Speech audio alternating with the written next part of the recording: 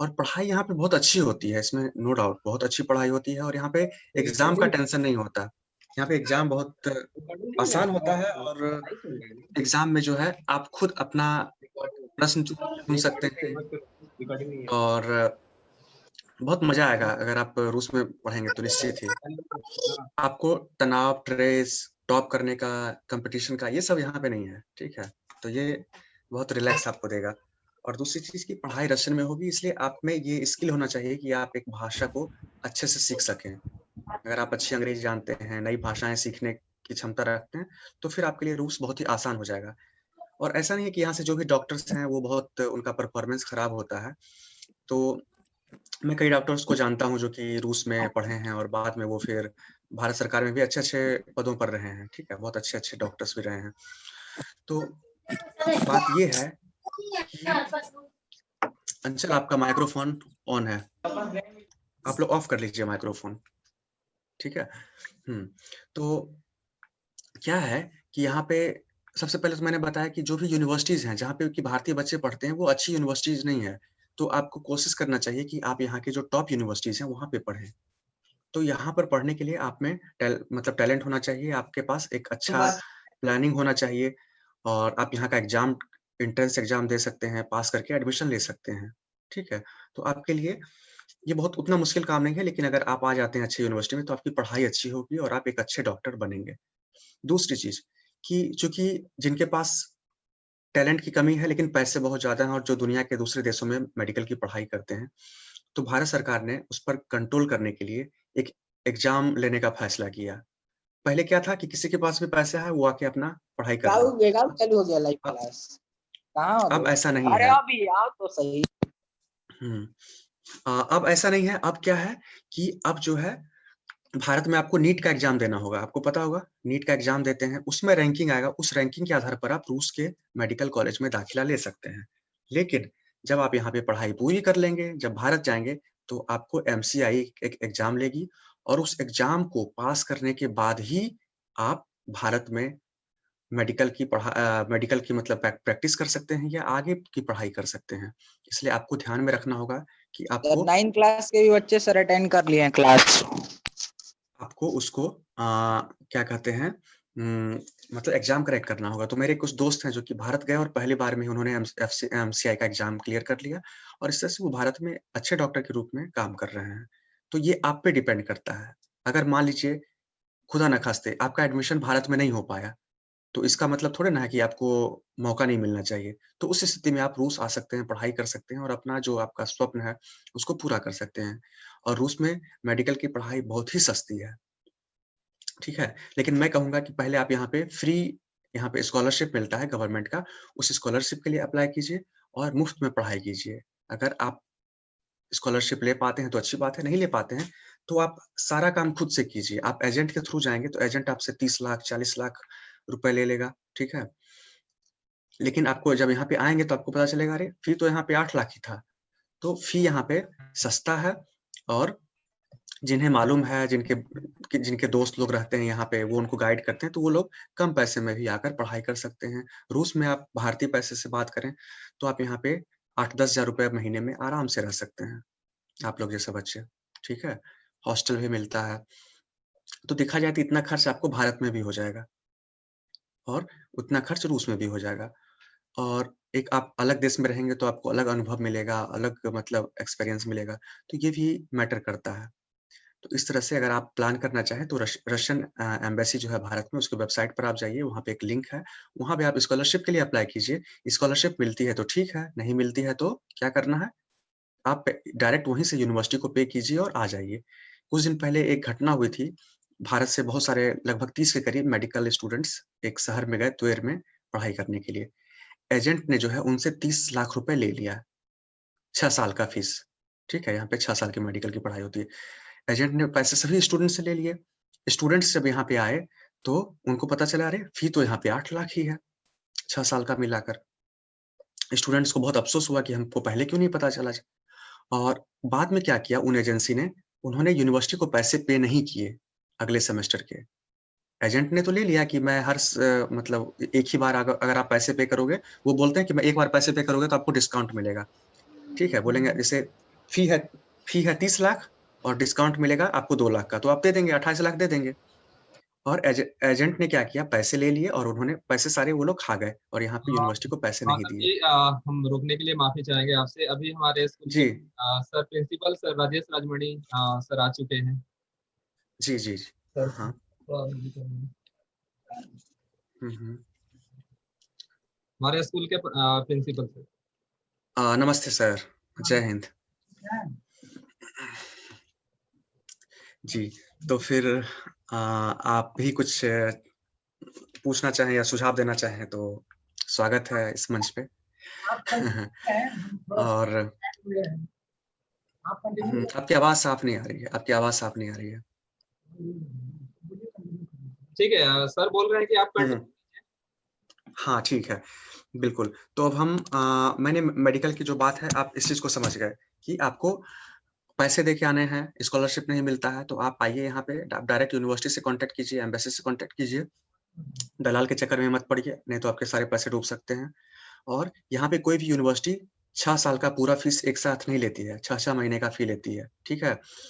तो ऐसा नहीं कि आपके पास 25 लाख या 20 लाख रुपए हैं तभी आप एडमिशन ले सकते हैं, ऐसा नहीं है। अगर आपके पास शुरुआती दौर में 3-4 लाख भी है, तो आप एडमिशन ले सकते हैं और आप धीरे-धीरे पैसे दे सकते हैं। लेकिन एजेंट आपसे पैसा ले लेगा और आपका पैसा वो हो सकता है खा जाए, आपको आपके पैसे यूनिवर्सिटी में ना दे और आपके पैसे डूब जाएँ, फिर आप जो है और परेशानी में घिर जाएँ। तो ये चीज़ नहीं होना चाहिए, इसलिए इसका मतलब ये है कि अगर इस आप स्टूडेंट्स अगर रशिया में अगर आप कैरियर प्लानिंग अगर कर रहे हैं तो किसी थर्ड पार्टी के थ्रू ना जाएं। जैसा कि गौतम बिल्कुल, बता रहे हैं, आप हाँ। बिल्कुल एक प्रोसीजर के हिसाब से जाएं, तरीके के हिसाब से जाएं हुँ, हुँ। और अपने टैलेंट और हुँ, अपनी हुँ। क्षमता के हिसाब से आप जाएं तो आपको ज़्यादा सपोर्ट मिलेगा वहाँ पे और ज़्यादा बेहतर कर पाएंगे। बिल्कुल, बिल्कुल। और चूँकि आपके पास ऑप्शन होगा, जो दलाल है वो आपको खराब यूनिवर्सिटी में एडमिशन करा देगा क्योंकि वहाँ पे उसको ज़्यादा कमीशन मिलेंगे, पैसे मिलेंगे। तो आप इससे अच्छा आप सेंट पीटर्सबर्ग आइए, एक अच्छा यूनिवर्सिटी है। जैसे वहाँ का एम्स है भारत में, तो वैसे यहाँ का जो अच्छा-अच्छा टॉप यूनिवर्सिटी है, वहाँ पे आके पढ़ाई कीजिए और वो पॉसिबल है। क्योंकि पैसे तो आपको देने हैं, तो आप पैसे यहाँ पे दीजिए, आप जो वहाँ पे पैसे खर्च करेंगे, ठीक है? और दूसरी चीज़ कि भारत और रूस के एमबीबीएस में क्या अंतर है? तो देखिए अंतर है, क्या अंतर है कि इनका जो पैटर्न है मेडिसिन का पढ़ाने का, वो एक तो पैटर्न पढ़ाई का अलग है, फिर एग्ज़ाम जो है वो भी एग्ज़ाम का पैटर्न अलग है, ठीक है? तो एग्ज़ाम का पैटर्न यहाँ पे जैसे भारत में 100 नंबर का एग्ज़ाम होता है, तो आप 100 नंबर का एग्ज़ाम दिया तो किसी को 50 आया, किसी को 60 आया, किसी को 99 आया। यहाँ पे ऐसा नहीं है, यहाँ पे 5 नंबर का एग्ज़ाम होता है। 5 नंबर में अगर 2 आ गया तो आप पास हो गए, ठीक है? लेकिन 2 नहीं लाना है, फिर से आपको एग्ज़ाम देना होगा, लेकिन आपको 3, 4, 5 लाना है। 5 यानी लगभग 75 से 100% के बीच में। तो कहने का मतलब रूस में अगर आपको एग्ज़ाम पास करना है तो आपको 60% लाना पड़ेगा।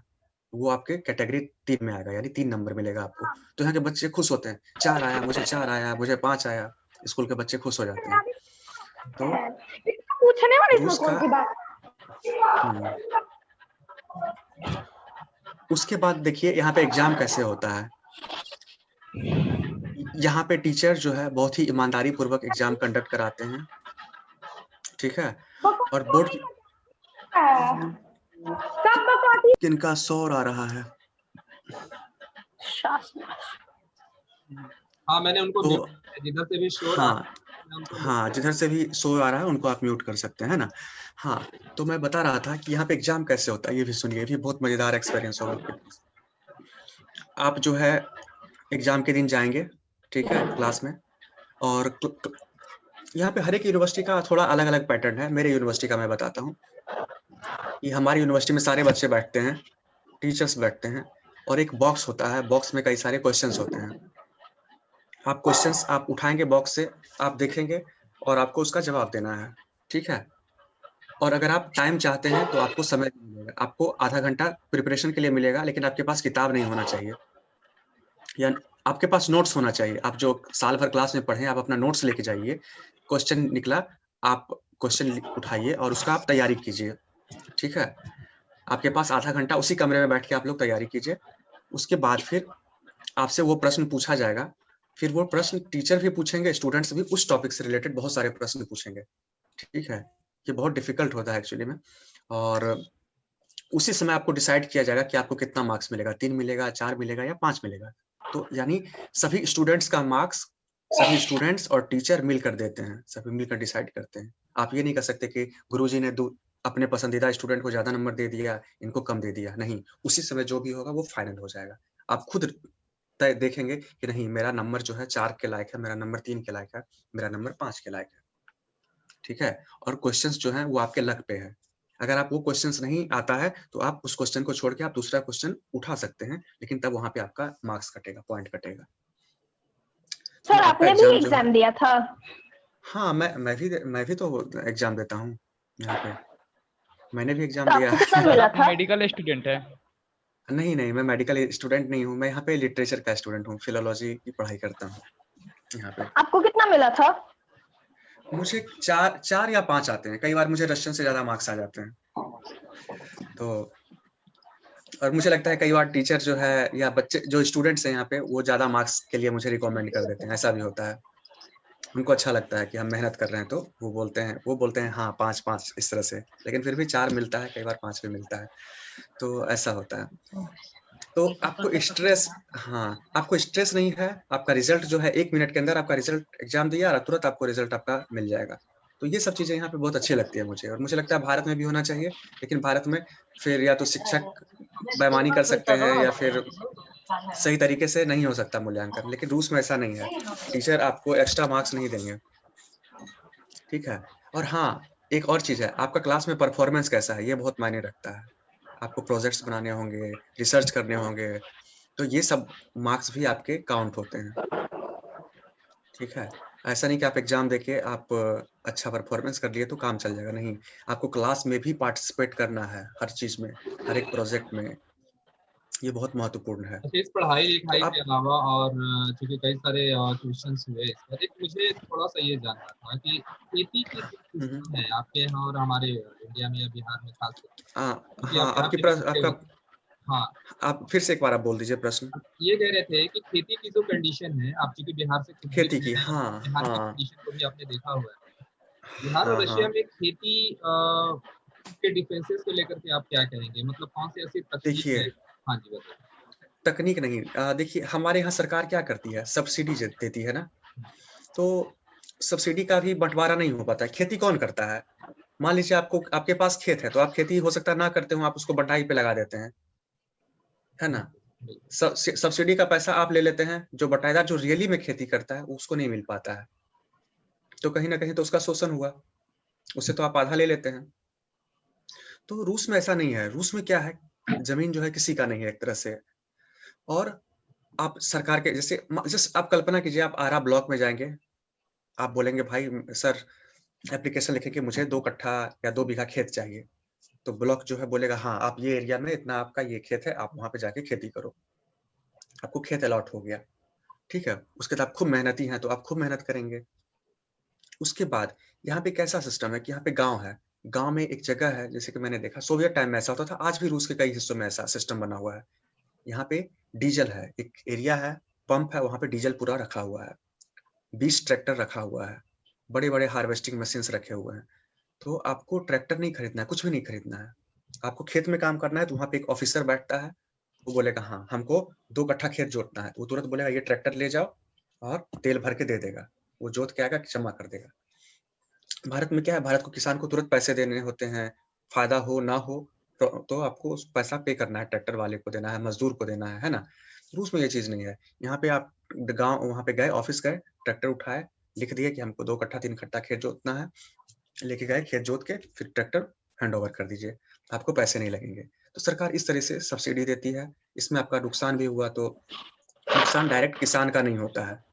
तो ये चीज अगर आप कल्पना कीजिए कि आपके गांव में जो है 5 ट्रैक्टर रख दिया जाए, हार्वेस्टिंग थ्रेसिंग मशीन सारा रख दिया जाए, गांव का ही एक आदमी को उसका मुखिया बना दिया जाए, या आपके ग्राम पंचायत में रख दिया जाए, तो क्या इससे थोड़ा सा अच्छा नहीं होगा? क्या लगता है आपको? किसान जो लोन लेके ट्रैक्टर खरीदते हैं, फिर उनको भी दिक्कत सर होती है, तो ये सब चीजें जो है। बोलिए, सर रशिया में कौन कौन से फसलों की खेती क्या होती बोल है? रहे थे? कौन कौन से फसलों की खेती होती है रशिया हाँ में? देखिए, रूस जो है बहुत ही बड़ा है, बहुत बड़ा, ठीक है? तो यहाँ पे हर एक क्षेत्र में अलग-अलग तरह की खेती होती है। जैसे जहाँ मैं रहता हूँ, यहाँ पर आलू की अच्छी खेती होती है और गेहूँ की अच्छी खेती होती है।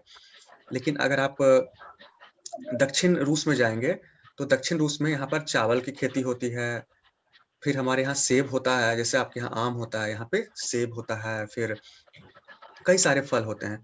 लेकिन एक चीज़ देखिए, आजकल रूसी लोग उतना खेती नहीं करते हैं, क्योंकि खेती थोड़ा-सा मेहनत का काम है।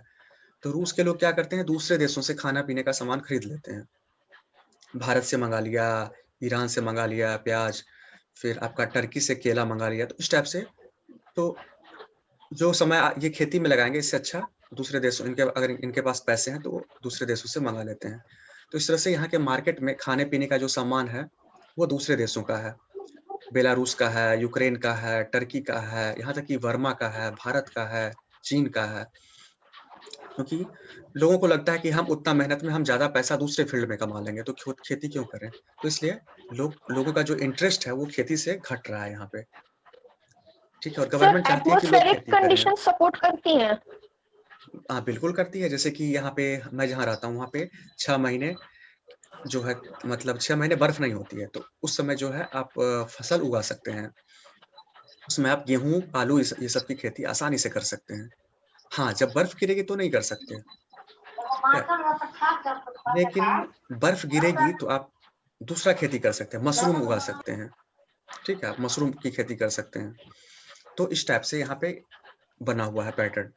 तो और ऐसा नहीं सर कि रूस के सारे हिस्सों में बर्फ़ पड़ती है, रूस के दक्षिणी क्षेत्रों में बर्फ़ नहीं पड़ती है, तो वहाँ पे फिर खेती होती है। क्या? सर जी, हाँ हाँ बोलिए। मेरी पूछो।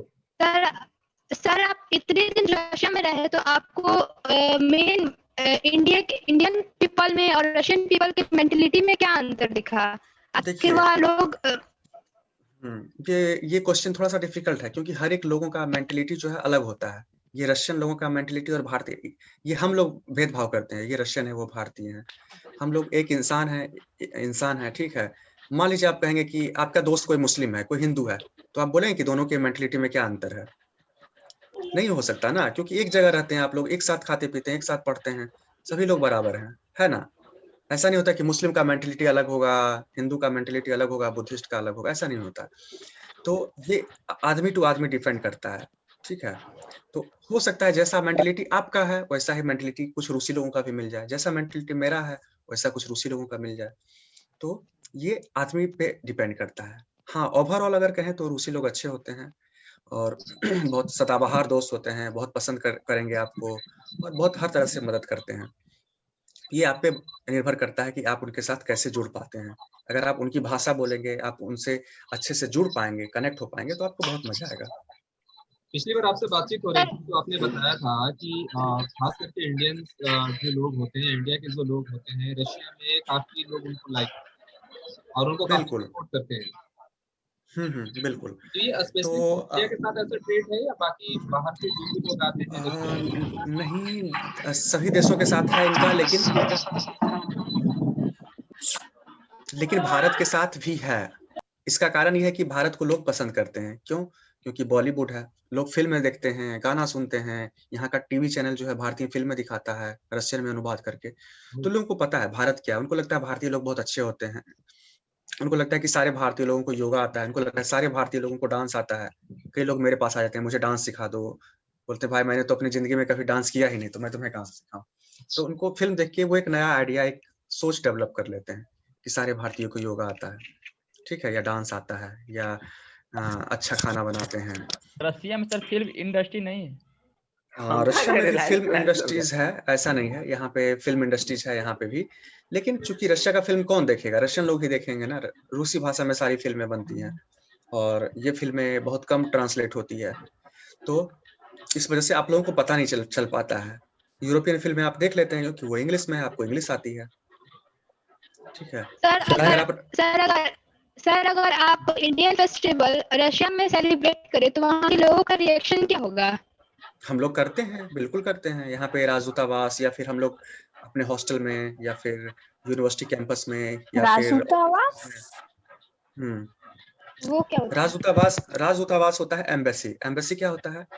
दुनिया का हर एक देश दूसरे देशों में अपना एक प्रतिनिधि को भेजता है, ठीक है। जैसे भारत और रूस के बीच में बात होगा तो भारत और रूस के बीच में बातचीत होती है राजनीतिक या बिजनेस पे, तो कौन मदद करता है? वहाँ पे दूतावास होता है। भारत सरकार का यहाँ पे एक ऑफिस होता है, भारत सरकार का यहाँ पे एक अधिकारी होता है, तो वो रूसी गवर्नमेंट से बात करता है, यहाँ के मैसेज वहाँ, वहाँ के मैसेज वहाँ करता है। उसी तरह रूस में भी उसी तरह भारत में भी रूस का जो है वहाँ पे राजदूतावास होता है, यानी एम्बेसी होता है, ठीक है। तो एम्बेसी में राजदूत जो होता है उसका मुख्य अधिकारी होता है, और एम्बेसी में कई विभाग होते हैं, पॉलिटिकल विभाग होता है, एजुकेशन विभाग होता है।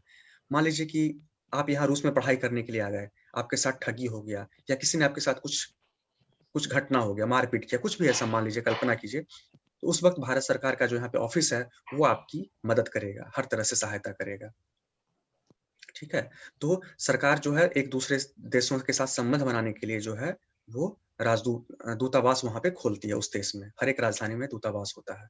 लेकिन रूस में भारत सरकार के 3 ऑफिस हैं, एक है मुख्य राजदूतावास और 2 हैं कॉन्सुलेट। कॉन्सुलेट मतलब यहाँ पे इसको बोलते हैं, मतलब कह सकते हैं कि उपदूतावास कह सकते हैं। यहाँ पर भी राजदूत से नीचे के अधिकारी बैठते हैं, जैसे कि सेंट पीटर्सबर्ग जहाँ पे मैं रहता हूँ, यहाँ पे भारत का भी एक बहुत बड़ा ऑफिस है, बहुत विशाल ऑफिस है। अब मान लीजिए रूसी लोगों को भारत जाना है तो वो क्या करेंगे, उनको वीजा लेना होगा, तो वीजा कहाँ से लेंगे, वो दूतावास से लेंगे। आप जब रूस आएंगे तो कैसे आएंगे, आपको वीजा चाहिए, तो वीजा आप कहाँ से लेंगे, आप रूसी सरकार का जो वहाँ पे ऑफिस है दूतावास, वहाँ आप जाएंगे, वहाँ पे आप फॉर्म भरेंगे, आप वीजा के लिए अप्लाई करेंगे, तो आपका इंटरव्यू लेंगे, फिर वो आपको वीजा देंगे। तो ऐसे काम करता है ना सिस्टम। और मान लीजिए रूस और भारत के बीच में लड़ाई हो गया, तो उस लड़ाई को शांत कौन करेगा, दूतावास करेगा, है ना। तो ये चीजें हैं, इसलिए आपको ये सब चीज पता होना चाहिए। उसके बाद एक क्वेश्चन है, what is the present socio economic condition of Russia on the ground level. देखिए क्या कहते हैं, यहाँ पर आबादी के कारण जो है सोशियो इकोनॉमिक कंडीशन जो है थोड़ा कमजोर है, क्योंकि वहाँ पे प्रोडक्शन और प्रोडक्शन के बाद उसको खरीदने वाला कम है, इसलिए ये चीज यहाँ पे डेवलप नहीं है। फिर देखिए क्या कहते हैं, एक बहुत अच्छा क्वेश्चन है, didn't socialism violates the human rights by no private property rule. ठीक है, नो प्राइवेट प्रॉपर्टी रूल, आपके पास प्राइवेट प्रॉपर्टी रूल हो, ये क्या ये सही है कि आपके पास खेत है और आपके पड़ोसी के पास, आपके दोस्त के पास खेत नहीं है, वो भी तो इंसान है। क्या ये सही है कि आप अच्छे स्कूल में पढ़ें और आपका पड़ोसी जो है वो ढंग के सरकारी स्कूल में भी ना पढ़ पाए? क्या ये सही है कि आपके पास सर बट अगर ये मेरे पास है तो ये एक तरह से मेरा राइट हुआ ना, क्योंकि वो मेरे पैसों के कारण है या वो मेरी चीज है तो उस पे मेरा राइट है। बट अकॉर्डिंग टू सोशलिज्म किसी का भी राइट नहीं है उस पे। नहीं, उस पे राइट है, उस पे भी आपका ही राइट है। आप रेलगाड़ी पे बैठते हैं? यस। रेलगाड़ी में क्या लिखा रहता है कि इसका तोड़ फोड़ ना करे, ये आपकी संपत्ति है, ये राष्ट्र की संपत्ति है। क्या ये रेलगाड़ी आपका नहीं हुआ? क्या ये कंट्री राष्ट्र आपका नहीं हुआ? यानी हम यहाँ पे मैं से, देखिए बिहारी लोगों की सबसे अच्छी खासियत है कि हम लोग मैं का इस्तेमाल नहीं करते, हम लोग बोलते हैं हम जाएंगे, हम का भावना बहुत ज्यादा होता है ना। यही सोशलिज्म है ना, कि हम सबको लेके चलें, हम एक साथ मिलके चलें। ऐसा नहीं कि हमारे पास पैसे हैं तो हमारे बच्चे अच्छे स्कूल में पढ़ लें और गरीब का बच्चा जो है वो ना पढ़ पाए। क्या तो सर और एक क्वेश्चन है मेरा। सर जब कंट्री में, जब रशिया में सोशलिज्म होगा तब तो पॉवर्टी रेट तो बिल्कुल नहीं होगा, क्योंकि सब तो इक्वल होंगे। बिल्कुल बिल्कुल बिल्कुल, बहुत सस्ता है, मैं बता रहा हूँ ना। रूस में अगर आप अच्छे से रह सकते हैं तो आप यहाँ पे 5,000 रुपए में भी मजे से रह सकते हैं। आज के समय में, आज यहाँ पे थोड़ा सा कैपिटलिज्म का बोलबाला है, उसके बाद भी आप यहाँ पे रह सकते हैं, ठीक है। तो सर आपका मंथली एक्सपेंडिचर कितना होगा? मुझे लगता है कि ये डिपेंड्स करता है पर्सन टू पर्सन, फिर भी मुझे लगता है कि मैं यहाँ पे रशिया में मैं 5,000 रूबल में भी रहा हूँ, मैं 5,000 रुपए में भी रहा हूँ यहाँ पे। अच्छा, एक कॉमन सा सवाल है कि भारत में जिस तरह से हमारे पॉलिटिशियंस होते हैं, जैसे हमारे का इलेक्शन होता है लोकसभा विधानसभा, तो फाइनली इलेक्टेड होते हैं, उनके इलेक्टेड होने के बाद जैसे उनको हाई फाई सिक्योरिटी दे दी जाती है, गाड़ी दे दी जाती है, जहां भी जाएंगे वो एकदम सिक्योरिटी में के घेरे में होते हैं। तो हाँ आपके हाँ, यहाँ रशिया की अगर हम लोग बात करें, अगर क्या वहाँ पे भी इसी तरह की फैसिलिटी दी जाती है नेताओं को, जैसे हमारे नहीं यहाँ नहीं नहीं, मैं बताता हूँ। मैं एक मजेदार बात बताता हूँ। पटना का एक लड़का था, वो रूस में पढ़ने के लिए आया। यहाँ पे उसने शादी कर ली, यहाँ उसने नागरिकता नागरिकता ले ली। वो विधायक है यहाँ पे, और वो हमारा बहुत दोस्त है, अच्छा दोस्त है। तो आप, हम लोग नॉर्मली बात करते हैं, घूमते हैं, कोई एक एक भी आपके पास सिक्योरिटी नहीं रहेगा। भारत में क्या है, सुरक्षा, नेताओं का सुरक्षा होगा, आम आदमी की सुरक्षा नहीं होगी। अगर रात को लड़कियां जा रही है तो उसके साथ हादसा हो सकता है, लेकिन नेता के पास पुलिस रहेगा। एक दो नहीं रहेगा, बहुत रहेंगे, है ना? तो ये चीज है। तो यहाँ पे ऐसा नहीं, यहाँ पे पूरा समाज ही सुरक्षित है। इसलिए एक विधायक जो है वो पूरा घूम सकता है अकेले, उसके साथ एक आदमी भी नहीं होगा। यहाँ तक कि यहाँ पे जो रूस के राष्ट्रपति हैं व्लादिमीर पुतिन, उनकी सुरक्षा पे हमेशा खतरा मंडराता है। उसके बाद भी 3-4 गाड़ी से ज़्यादा नहीं होता है। हमारी यूनिवर्सिटी में आए थे पिछले साल, तो 4 गाड़ियाँ थी। आए नॉर्मली, हाथ मिले और फिर चले गए। तो मतलब आप सोचिए कि ऐसा नहीं है, यहाँ पे पूरा समाज सुरक्षित है, और विधायक, नेता, मंत्री, इन सबको कोई सुरक्षा मिलने वाला नहीं। हम लोग कई बार कई सारे मीटिंग्स में जाते हैं, बड़े-बड़े मंत्री आते हैं, मेंबर्स आते हैं पार्लियामेंट के, नॉर्मली मिलते हैं, कोई नहीं, एक आम आदमी की तरह आया, मेट्रो से गए, गाड़ी से गए, इस टाइप से है। तो ये चीज़ है, भारत की तरह नहीं है। तो भारत को भी चाहिए कि सरकार को, कि आप पूरा देश को सुरक्षित कर दो, पूरा आप समाज को सुरक्षित कर दो, कि आपको अपनी सुरक्षा ना करना पड़े। मतलब एक समाज में नेता भी सुरक्षित हो और प्रजा भी सुरक्षित हो, है ना? तो ये चीज़ है।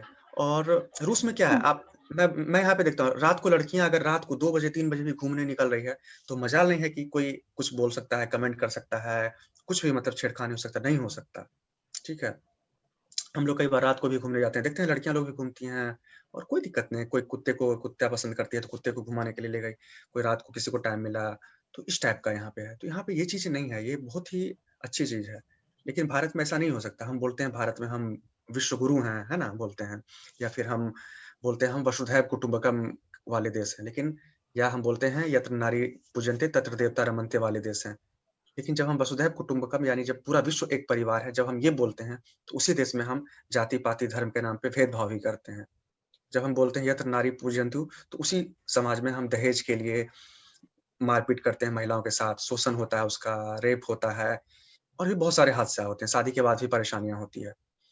तो हम कहते हैं, ठीक है, ऐसा नहीं है। भारत का भी जो पुराने दौर का जो धर्म रहा है, वो भी सोशलिज्म को फॉलो किया है, उससे मिलता-जुलता रहा है कॉन्सेप्ट। लेकिन फिर समाज में ऐसा क्या हो गया कि हमारा पूरा जो स्ट्रक्चर है समाज का गड़बड़ हो गया। हम आपस में, आप मान लीजिए कि आप दूसरे धर्मों के साथ भेदभाव करते हैं, लेकिन आप अपने साथ भी तो भेदभाव करते हैं। आप अपने धर्म के लोगों के साथ भी तो भेदभाव करते हैं। तो ऐसा क्यों है? और ऐसा नहीं होना चाहिए, क्योंकि हम सभी इंसान हैं और सभी बराबर हैं। आप समझिए कि मैं रूस में आऊँ और मुझे लोग यहाँ हमारे साथ भेदभाव करें तो कैसा लगेगा? कोई बोले, अरे कल्लू है, काला है, कुछ इस टाइप से मज़ाक करें तो कैसा लगेगा? अच्छा नहीं लगेगा ना? तो भारत में क्या है, जातिगत बहुत होता है भेदभाव ना, तो ये चीज़ यहाँ पे नहीं है। तो इसलिए ज़रूरी नैन्सी है, के पास कुछ इसलिए। सवाल है। नैन्सी जल्दी से पूछ लो, टाइम खत्म हो रहा है फिर से हमारा। हुँ, सर, और जैसा हुँ, नॉर्मली हुँ, हम लोग देखते हैं कि इंडिया हुँ, में हुँ, जो है यूरोपियन कल्चर का फ्लो काफी ज्यादा है। मतलब यूरोपियन कल्चर एक तरह से डेली लाइफ में रच बस गया है। तो क्या हुँ, हुँ। यूरोप में भी इंडियन कल्चर का फ्लो देखने को मिलता है?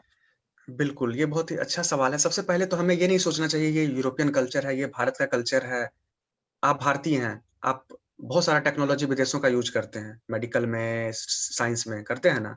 वो भी साइंस का कल्चर है, तो आप यूज़ करते हैं। बहुत सारे दुनिया के दूसरे देश जो है भारत का कल्चर यूज़ करते हैं।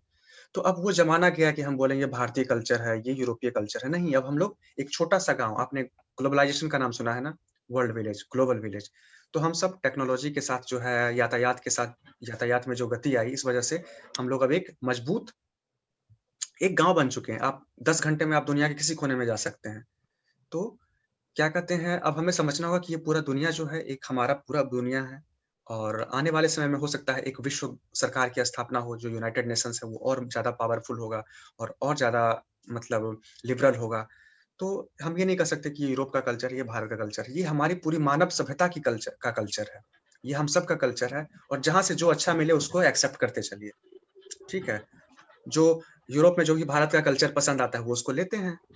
जो हमको पसंद आता है हम भी एक्सेप्ट करते हैं। तो अच्छा चीज को स्वीकार कीजिए और खराब चीज को भूल जाइए, और हम इस चीज को फील करें, हम आज से फील करें कि ये पूरा दुनिया हमारा है, और हम ये सारे कल्चर जो भी कुछ हो रहा है दुनिया में, इस कुछ भी अच्छा हो रहा है भलाई के लिए, तो उस पे हमारा एक समान अधिकार है। हम ऐसा नहीं कर सकते कि रूस में कोरोना का दवा मिल गया तो भारतीय को नहीं मिलेगा। अगर ऐसा होगा तो ये फिर सर गलत नेक्स्ट होगा। क्वेश्चन पढ़िए। में बना हुआ ना। हाँ, उसके बाद एक क्वेश्चन और है।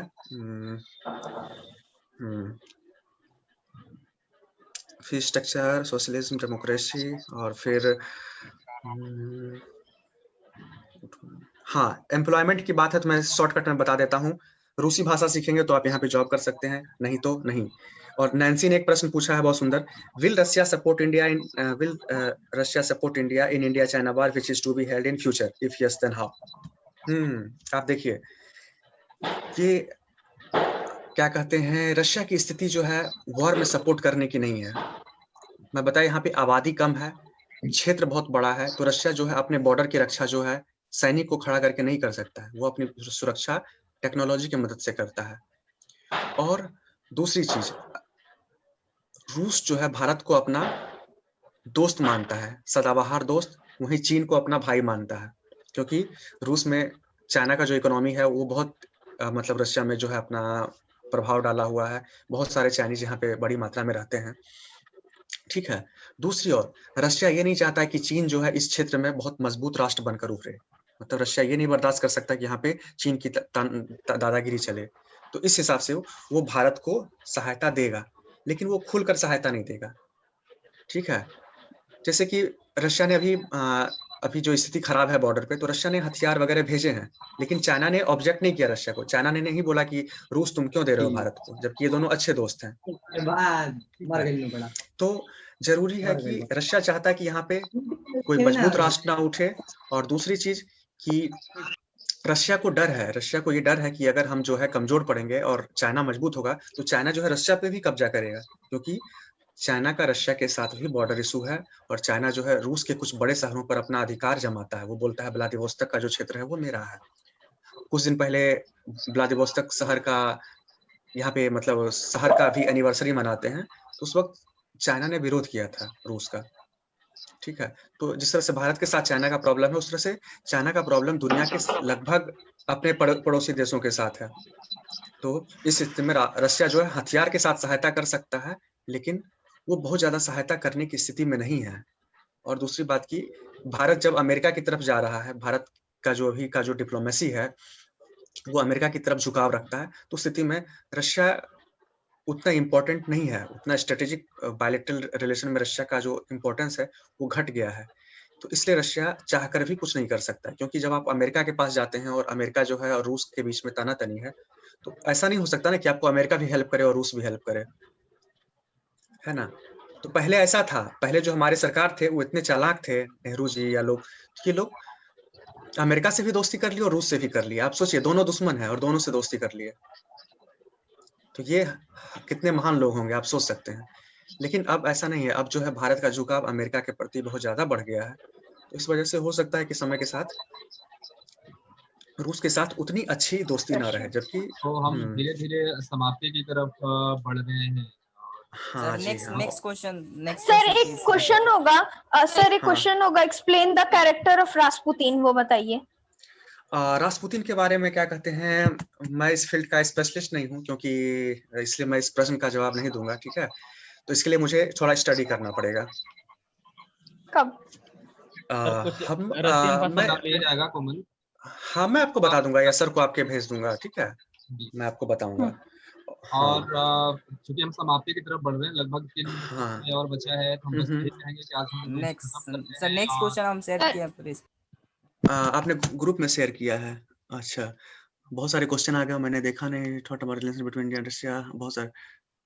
इंडिया एंड चाइना की रिलेशनशिप के बीच में कुछ बताइए। हाँ, मैंने बताया तो था, अभी तो मैंने बताया ना। देखिए, दोनों देश जो है, रशिया के लिए दोनों देश महत्वपूर्ण है, ठीक है। रूस भी महत्वपूर्ण है, रूस के लिए चाइना और भारत दोनों महत्वपूर्ण है। रूस चाहता है कि दोनों लड़ाई ना करे, और रूस ये भी चाहता है कि यहाँ पे चाइना जो है मजबूत राष्ट्र ना बने, उसकी दादागिरी इस एरिया में ना चले। तो वो भारत को हथियार से सपोर्ट कर सकता है, लेकिन खुल के सपोर्ट नहीं कर सकता है। क्योंकि वो भी चाइना पे डिपेंडेंट है टेक्नोलॉजी के मामले में, सामान मैन्युफैक्चरिंग के मामले में चाइना पे डिपेंडेंट है। तो चाइना अगर रोक देता है तो रशिया की स्थिति खराब हो जाएगी, तो इसलिए रशिया दोनों के बीच में बैलेंस करके चलता है।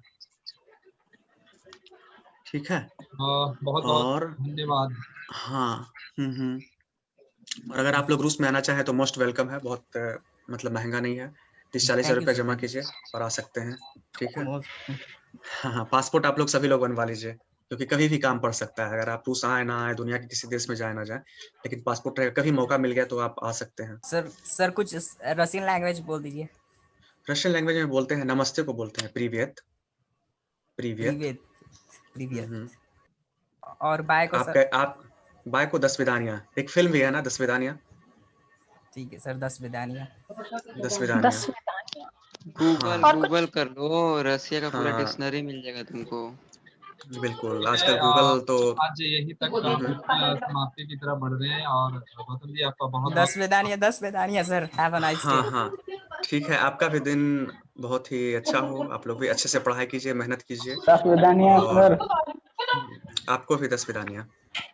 और बहुत बहुत धन्यवाद गौतम जी, आप पूरा समय निकाले, समय दिए। Bye sir. कोई बात नहीं, आप लोग बच्चे, आपके कोई भी प्रश्न हो आप कभी भी बात कर सकते हैं प्लानिंग करके। ठीक है, बिल्कुल। तो अगर अगर आप लोगों की अगर प्लानिंग हुई या जरूरत हुई तो हम आगे भी लाएंगे फिर। हाँ, आगे भी प्लानिंग करके, और हम लोग ये तो जैसे कॉमन था, हम लोग किसी चीज पे बात कर सकते हैं। ठीक है, कोई एक टॉपिक ले सकते हैं, उस पर हम लोग डिस्कस कर सकते हैं, क्योंकि एक ही अभी तो हम लोगों ने कई सारे टॉपिक पे थोड़ा थोड़ा बात किया ना, लेकिन ज्यादा अच्छा एक दिन हम लोग एजुकेशन पे बात करें तो उसमें और ज्यादा आप पढ़ेंगे। किसी दिन पॉलिटिक्स पे बात कर लें, किसी दिन इकोनॉमी पे बात कर लें, तो इस टाइप से एक टॉपिक एक दिन, ऐसा कुछ प्लान कर सकते हैं। ठीक है गौतम जी, बहुत बहुत धन्यवाद आपको। ठीक है, मालूम है आपकी एजुकेशन बहुत बिजी है और इसलिए व्यस्तता में से थोड़ा सा समय निकाले। अरे कोई बात नहीं, सब बच्चे हैं, अपने बच्चे हैं, इसलिए सभी के लिए कभी भी कुछ भी पूछना हो सर से आप पूछ सकते हैं। सर अपना क्वेश्चन भेज सकते हैं, हम यहाँ से जवाब भेज देंगे। ठीक है, चलिए आज ठीक है, चलिए, ओके, जय हिंद। बोलते 10 विदानिया बोलते। 10 विदानिया, 10 विदानिया, 10 विदानिया। Thank you sir. Okay, welcome. Thank you sir, नमस्कार।